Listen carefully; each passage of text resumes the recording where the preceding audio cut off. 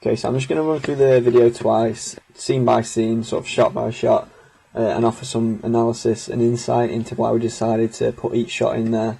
I'm also going to talk about the symbolism which is represented in the video, and the sort of connotations and the themes behind the song that we tried to get through in the video. Okay, so the first thing was we wanted to establish the scene straight away at the train station by using a shot of Jess, and then we moved straight onto the train and her perspective.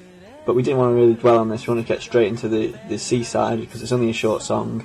Also, we wanted to talk about like the role narrative, the strength of it, of introducing the characters quickly, and also trying to get the emotion across by the use of close-ups. And then we use a flashback image and the flashback effect. The next shot that you can see is of her, a long shot on the pier with Jess's character. And we think this is really significant as it's got a lot of connotations that link to the song of a seaside. So you've got the lighthouse, and you've got the pier, and you've got the sand, the beach, and the waves and stuff.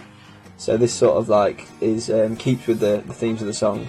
Another thing that these sort of shots, that the mid, medium, long shots do, are they sort of make it easier for the audience to distinguish what's going on in the piece instead of having to work it out for themselves.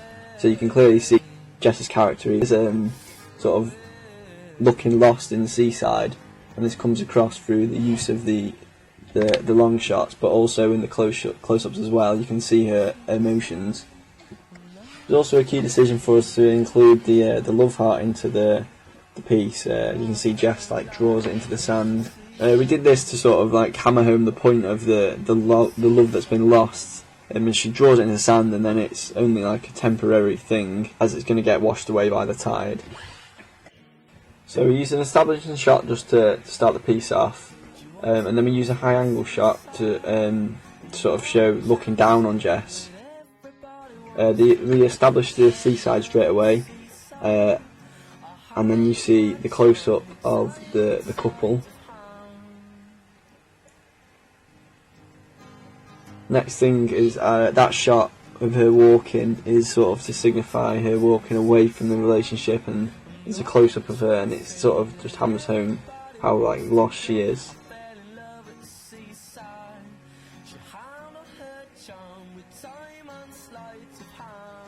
I think we used the notions of looking really good from Goodwin's theory, and this shot here with the sand, this sort of is a really key decision to include that, as it sort of signifies that everything's slipping away from her fingers. This is the only flashback which is a video and not a photo, and we've kind of gone for a handheld feel, so it's kind of as if it's fresh from her memory, but it's also ambiguous, as it could be from the boyfriend's perspective as he's looking at Jess's character. One of the things we want to do is make quite an open ending, so it was kind of down to the audience's decision, depending on what kind of person they are. So as you can see at the end, Jess sort of spots the ex-boyfriend walking across the cafe, but you don't know what happens. This is just to sort of leave it open.